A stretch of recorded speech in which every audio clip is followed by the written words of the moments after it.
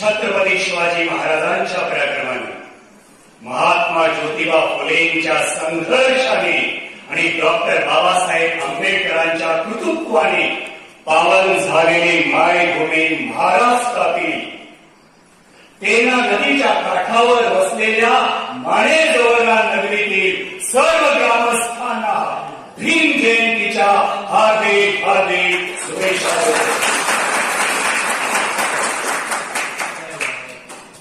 तसेच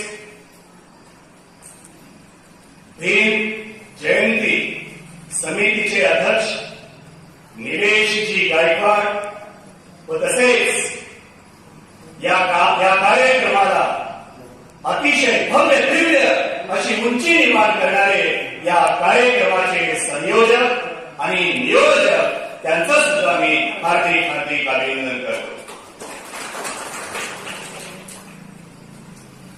शिक्षणाची अखंड पेटती मशाल हाती, शिका, संघटित व्हा आणि संघर्ष करा, हा नारा ज्यांच्या मुखी होता, हा मुखी नारा अशा बाबासाहेबांना माझा मानाचा मुजरा.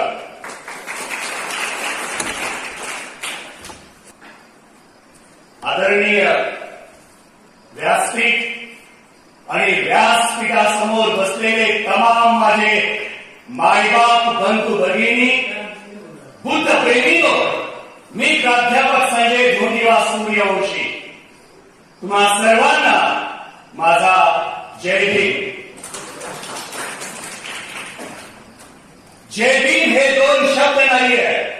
जय भीम हे डॉक्टर बाबासाहेब आंबेडकरांचं आदरणीय नाव आहे. जय भीम हे डॉक्टर बाबासाहेबांची आठवण आहे. जय भीम हे स्फूर्ती आहे.